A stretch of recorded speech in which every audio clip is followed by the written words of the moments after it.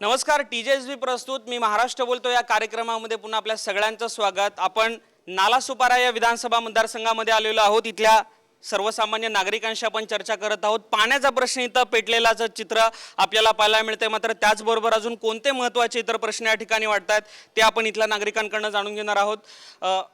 पाण्याचा प्रश्न आपला चर्चेला झालेला आहे, मात्र याशिवाय रोजगाराचा प्रश्न असेल, इन्फ्रास्ट्रक्चर डेव्हलपमेंटच्या बाबतीतले प्रश्न असतील, कोणते प्रश्न प्रलंबित राहिलेत असं तुम्हाला वाटतं? आज या भागामध्ये महत्त्वाचं म्हणजे आरोग्याचा प्रश्न आहे।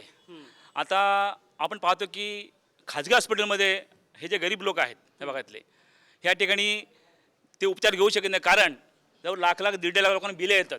परंतु महाराष्ट्र शासनाने 2001च्या जनगणनेनुसार एक सरकारी हॉस्पिटल या भागामध्ये वसईमध्ये 100 खाटाचं सरकारी हॉस्पिटल मंजूर केलेलं आहे, परंतु त्याकडे कोणाचं लक्ष नाही आहे। आरोग्याच्या संदर्भातील महत्त्वाचे प्रश्न या ठिकाणी उपस्थित झालेत। याशिवाय अजून कोणते महत्त्वाचे प्रश्न आहेत? इथल्या अजून काही नागरिकांकडून जाऊन एक शिवसैनिक त्या ठिकाणी काय महत्त्वाचे मुद्दे वाटतात? अजून महत्त्वाचे मुद्दे इथे असा आहे की इथे पोरांना खेळण्यासारखी एक ग्राउंड सुद्धा नाही आहे। जिथे ग्राउंड होता ते अख्खा ग्राउंड बेकाम बांधकाम झालेलं आहे। तिकडे तुम्ही प्रत्येक ठिकाणी जावा, अख्खा वसई तालुक्या अख्खा नालासोपारामध्ये तुम्हाला एक ग्राउंड भेटणार नाही खेळासाठी। आणि जे फेरीवाले त्यांना लिगली बांधकाम करून दिलेली जागा की तुम्ही इथे बसावा, त्यांच्याकडून प्रत्येकांकडून 25-25 हजार रुपये घेण्यात आलं।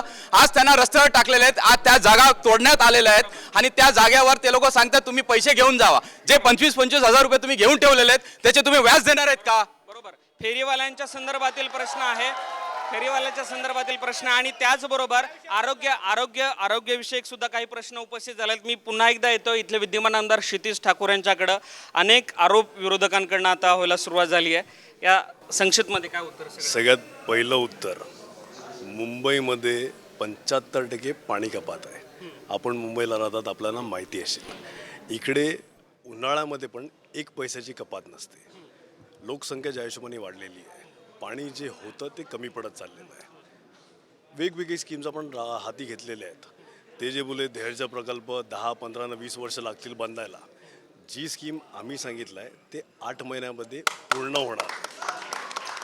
आपण एक काम करायचं, आपली टीम आणि हे जे विरोधक आहेत त्यांना सगळ्यांना जाऊन जे काम झालेलं आहे तिकडे बघायला आपण, कारण की पाणी पुरवठ्याचं काम दिसत नाही, तिकडे आपण व्हिजिट कधी करायची हे त्यांना विचारायचं। बसेस घेऊन आपण तिकडे जायचं, हा एक विषय। आव्हान दिलेलं आहे, विरोधकांकडे जाऊयात। फेरीवाल्यांच्या विषयावर आता जे का आपण प्रश्न विचारला होता विरोधी पक्षाच्या एका सदग्रस्तांना, त्यांना खरं तर अपुरण ज्ञान आहे। ज्या पुलाखाली 25-25 हजार रुपये महानगरपालिकेने शुल्क डिपॉझिट घेऊन त्यांना स्टॉल दिले होते, परंतु मधल्या काळामध्ये जेव्हा मुंबईला बॉम्बस्फोट झाले त्यावेळेला पोलिसांनी रिपोर्ट दिले होते की तिथे गर्दी होऊ देऊ नये, म्हणून ते स्टॉल बंद केले आणि सगळ्यांना डिपॉझिट परत दिलेले आहेत। ज्यांनी सगळ्यांना आव्हान केलं घेऊन जाण्याची, ती त्यांची माहिती अपुरी। फेरीवाल्यांच्या प्रश्नांवर समर्थन या ठिकाणी करतायत की त्यांच्या कोणत्याही अडचणी नाहीत असं बहुजन विकास आघाडीच्या समर्थकांचं या ठिकाणी द्यावं। आरोग्य प्रश्नाच्या संदर्भात सुद्धा अनेक मुद्दे उपस्थित झाले होते, मात्र जे प्रश्न अनेक गृहिणींकडनं या ठिकाणी पाण्याचे असतील, आरोग्यविषयक असतील, इन्फ्रास्ट्रक्चरच्या विषयक उपस्थित होत आहेत, तुमचं या संदर्भात काय मत? थोडक्यात 5 वर्षांपूर्वी पाण्याची समस्या होतीच, त्याशिवाय बरेच प्रॉब्लेम आम्हाला होते। आम्ही इथे चाळीमध्ये राहतो, मिडल क्लास आहोत, रस्त्यांची सोय नव्हती, स्ट्रीट लाईट नव्हत्या, म्हणजे अक्षरशः बिकट अवस्थाच होती। पण आमच्या नगरसेवकांच्या माध्यमातून आमदारांशी आम्ही बोललो, आमदारांनी आमच्या इथे एरियाला भेट दिली आणि 2-2.5 तास वेळ दिला। त्याही पुढे जाऊन त्यांनी आमच्या एरियात 70 ते 80 लाखाचं काम केलं। पेपरमधनं आम्ही वाचतो, काम झाल्याचा दावा करतात।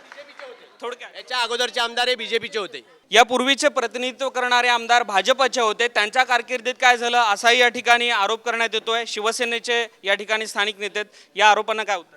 एकदम अत्यंत खोडसाळ आरोप आहे हा, कारण BJPचे आमदार याच्यापूर्वी म्हणजे 5 वर्षापूर्वी आमदार होते, त्या आमदारांच्या काळामधले प्रस्ताव नगरपालिका ह्यांच्या ताब्यात होत्या, त्यामुळे त्यांनी अनेक प्रस्ताव दिलेले। त्याला मी विरोधी पक्षनेता नालासोपारा नगरपालिकेमध्ये 10 वर्ष होतो, अनेक प्रस्ताव जाणून बुजून मंजूर करण्यात आले नाही।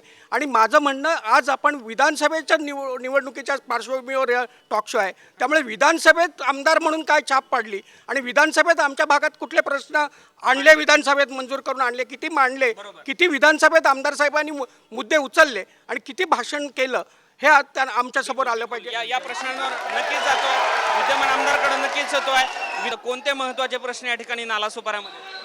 नालासोपाऱ्यात आरोग्य विभागाचे आहेत प्रश्न, पण आरोग्य विभागाची आस्ती फार सुधारणा होत आहे. कारण आरोग्य विभाग आता जवळजवळ 9 हेल्थ खोललेले आहेत आणि 11 OPD आहेत. इथे काही सोयी झालेल्या नाहीत. गरीब माणसं अशीच रडत आहेत. त्यांना गव्हर्नमेंटची इथे सरकारी हॉस्पिटल नाही आहेत. त्या इकडे काहीच सोयी नाही. विधानसभेमध्ये कोणते असे मुद्दे तुम्ही लावून धरले की ज्या मुद्द्यांवर आता तुम्ही या निवडणुकीला पुन्हा सामोरं जाणार आहात? यांचा प्रश्न होता शासनाकडून काय काय आणलं आहे. जी पाण्याची स्कीम सँक्शन झालं आहे 50% अनुदान महाराष्ट्र शासनाकडून मी आपले दुसरे आमदार विलास आहे ह्यांनी मिळवून दिलं आहे. MSCBला 307 कोटी महाराष्ट्र शासनाकडून MSCBला मिळवून दिलं आहे. त्याच्यात सबस्टेशन, स्विचिंग स्टेशन, जुने ट्रान्सफॉर्मर आहेत ते अपग्रेड करणं, नवीन ट्रान्सफॉर्मर्स लावणं, जुने जे वायरी आहेत, इन्फ्रास्ट्रक्चर डेव्हलपमेंटच्या हिशोबाने 307 कोटी हे शासनाकडून आपण मिळवून दिले. त्याच्या व्यतिरिक्त जी वॉटर सप्लाय व इंटरनल वॉटर डिस्ट्रीब्युशन होतं ती जुनी झालेली आहे. महाराष्ट्र शासनाकडून इंटरनल वॉटर डिस्ट्रीब्युशन ही स्कीम आपण सेंट्रल गव्हर्नमेंटकडे आम्ही पाठपुरावा केला म्हणून ती पाठवली. दुसरा विषय STPचा प्लांट 1400 कोटीच्या आसपास हा आम्ही महाराष्ट्र शासनाकडून पाठपुरावा करून सेंट्रल गव्हर्नमेंटकडे पाठवला. तिकडे आमचे खासदार पाठपुरावा करत होते. असे वेगवेगळे स्कीम्स म्हणजे 3, 4, 5,000 करोडचे स्कीम्स एक तर अप्रूव्ह केल्या आहेत किंवा सेंट्रल गव्हर्नमेंटकडे महाराष्ट्र शासनाकडून आम्ही पाठवले आहेत. यांचे नेते वसईचे आमदार 1 पैसा आणला आहे. आमदार निधी कुत्रं निवडून गेलं त्याला पण मिळते. त्याच्या व्यतिरिक्त किती फंड आणले आहेत ह्यांचे उपनेते विचारायचं आणि सांगायचं.